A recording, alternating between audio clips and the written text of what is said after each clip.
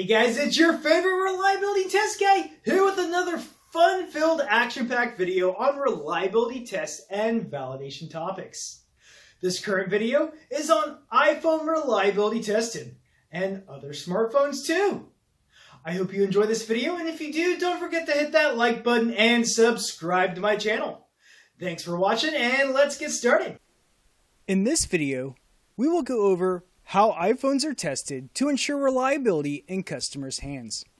Reliability testing is performed on all kinds of other smartphones too, so whatever you're using to watch this video with, or the phone you have in your pocket, or the phone you are texting your friend with to tell them how awesome my channel is, has gone through a lot of testing and design iterations before you went to the store to sign your life away on an absurdly expensive 2-year phone contract, or went and robbed a bank to buy one of these overpriced little devices. Reliability testing is performed to ensure that iPhones and other smartphones can go through the daily use and abuse we put them through. Let's be honest here.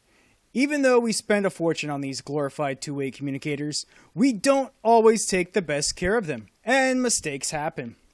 We drop them in the pool after one too many beers. We get angry and slam them down after a bad phone call. Our wives throw them at our heads, and they either collide with our skulls or with the wall or floor behind us if you're quick enough to dodge this lethal flying projectile. Let's go over some of the major reliability tests that are performed. This is not an all-inclusive list, and there are all sorts of creative experiments engineers perform on these phones for different corner cases they identify as risk. However, all smartphones typically have these reliability tests in common and are included in the phone's reliability test plan. The first test we will cover is drop testing. You can learn more about drop testing in the video I have out on my channel for drop and tumble testing. iPhones and other smartphones are tested for resistance to dropping onto all kinds of different surfaces. Typically steel plates and surfaces like granite or wood are used to evaluate things such as cover glass robustness, display robustness, and even cosmetic damage assessment, along with assessment of fatigue and damage to internal components. Companies may do some preliminary assessments on concrete, but let's get real here. The chances of a smartphone surviving a concrete drop from a certain height are slim. If it survives once, you may not be lucky the next time around, unless you have a Nokia, so those things will be the only phones left when the world comes to an end. On the right hand is an example of a drop test comparison between an iPhone 8 Plus and a Galaxy Note 8. They are dropping these poor things onto concrete in this particular example. Another type of drop test is a tumble test. This test tumbles smartphones and causes them to drop onto random edges, faces, and corners on the opposite side of the tumbler. This test can be brutal. I have tested a lot of different phones. Some do well, others not so much. Another reliability test performed is temperature testing. Temperature testing exposes the phone to different temperature extremes. Smartphones are tested at temperatures that are cold to verify performance and robustness to cold weather environments. And smartphones are also tested to hot temperatures, which can be really brutal for electronics and other materials.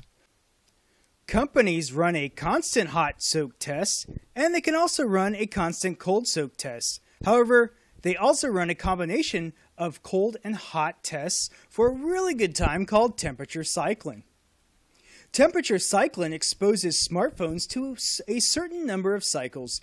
Each cycle has a certain period of time at cold and then transitions and spends a certain period of time at a hot temperature.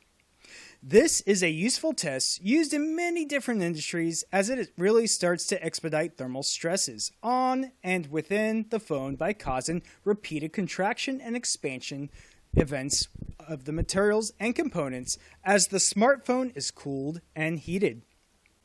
To really accelerate this thermal stress process, a test called thermal shock is performed, which instantly changes the ambient temperature the phone is subjected to from cold to hot and vice versa. This instantaneous change from the temperature that the smartphone was currently in equilibrium at can wreak havoc on ill-selected parts that are susceptible to cracking and degradation from the sudden rapid change in temperature, along with defective parts and workmanship. Next up is humidity testing. Humidity testing can be really bad for electronics, especially if the housing or case surrounding the electronics is not properly sealed. The moisture can cause corrosion and even shorten if circuits are made on different internal parts and components of the phone as the moisture condensates. Next up is immersion testing, which, as the name implies, is the immersion of a smartphone to a certain depth of water. A lot of smartphones today are designed and tested to ensure that they are rated at IPX7. To achieve an IPX7 rating, the smartphone must be able to withstand ingress of water from a depth of 1 meter for up to 30 minutes.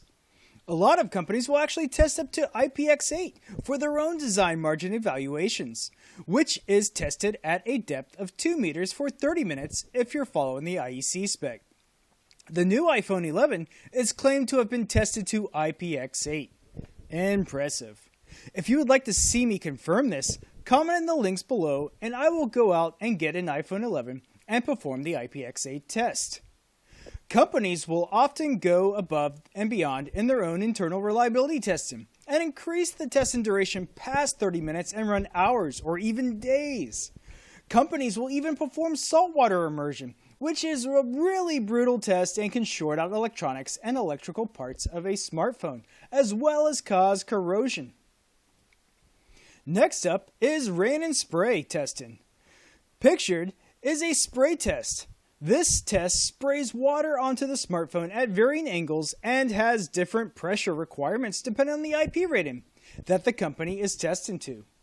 The spray test pictured below looks like an IPX5 test, which is a resistance to a flow of water of 100 liters per minute at a distance of 3 meters for up to 3 minutes from any direction of water spray. The next type of test is dust testing. This test is used to ensure resistance or prevention of dust into the internal cavity of the smartphone. Dust inside of a smartphone can really wreak havoc, including shorting out of components by potentially creating current paths across different circuits and covering and insulating components, which can cause heat thermal issues. The new iPhone 11 is claimed to be rated for IP6X, which is a pretty intense test to pass, and the passing criteria is that 0 dust particulates can enter the internal cavity of the smartphone. Dust tests are often carried out using either talcum powder or Arizona road dust. Both are fine mediums that are sneaky little devils that are good at finding their way through the smallest microscopic gaps in a seal. You are probably confused when you hear me say things like IPX7 and IPX6. Let me explain. Often you will hear the ill-informed engineer or boss say they want an immersion test to IP57 or IP67 or even IP68 and so forth. This is wrong, and let me explain this real quick why I say it's wrong. Take an IP67 rating, for example. IP stands for ingress protection, and you will see that in all ingress protection ratings.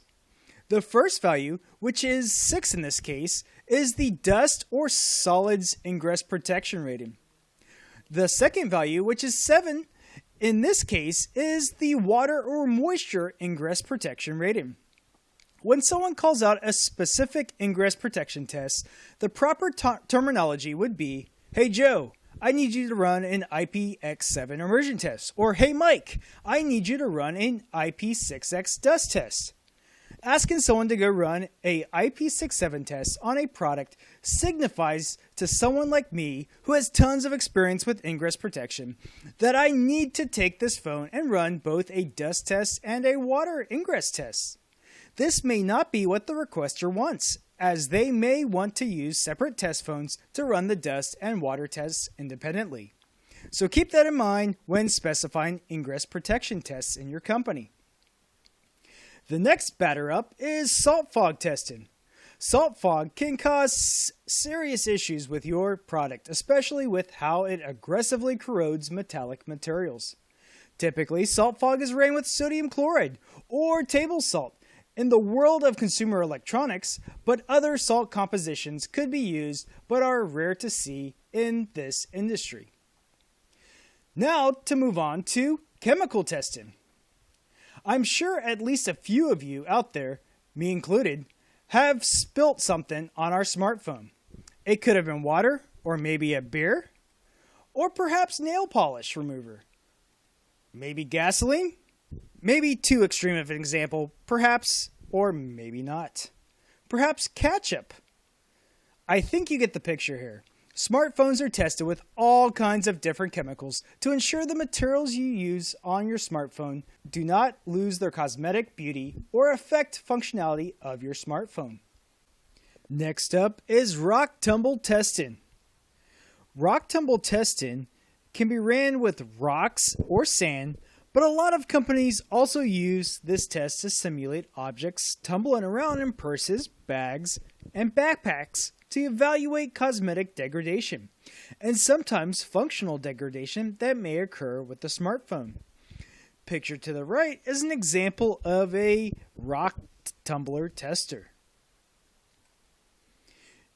Tests can be ran with keys, lipstick, or a pocket knife, or whatever else you store in your carrying bag, purse, and so forth. There are two other tests for cosmetic testing that we will cover really quick. Scratch testing, as you can see on the phone to the left, is performed with a pointed test probe that is cycled across different surfaces and areas of the phone to evaluate the number of cycles it takes to scratch cover glasses, coatings on substrates, and other cosmetic features of the phone. The pointed test probe can have various material compositions to determine the effects of different sharp objects rubbing against the surfaces of the iPhone and other smartphones. The abrasion you see on the right are what you would see if the surface began to wear away from an abrasive material on a test probe used for abrasion testing. Again, the purpose to evaluate the number of rubbing cycles it takes to cause degradation to cover glasses, coated surfaces, and other cosmetic surfaces of the phone, and different types of materials can be used for the abrasive test probe. The last topic we will cover is package testing. There are all kinds of ways you can use and abuse your phone, but your little smartphone can get beaten up in shipping and handling as well.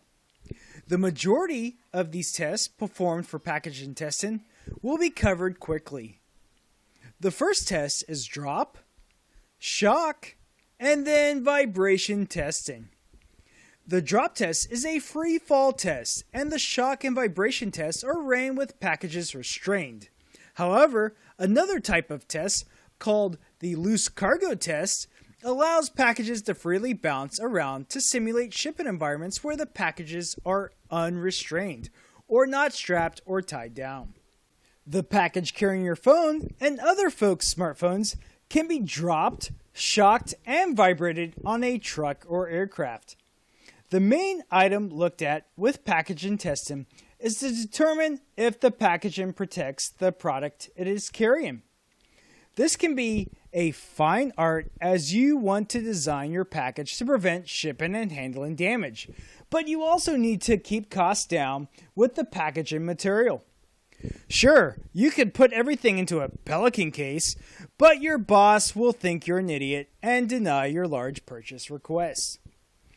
There's a whole slew of shipping tests that are performed, but I just wanted to cover these three major mechanical tests that are performed on both your smartphone's packaging and on the shipping packaging used to transport a batch of phones.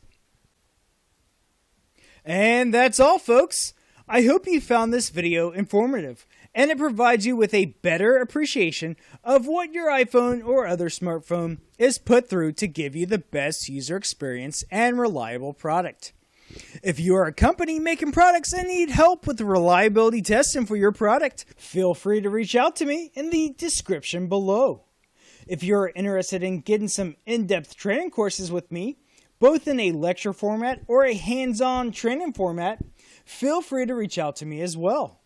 Hey guys, thanks for watching this video. I hope you enjoyed it. If you have any questions or comments, feel free to reach out to me at one of the links below. Thanks for watching and have a great day.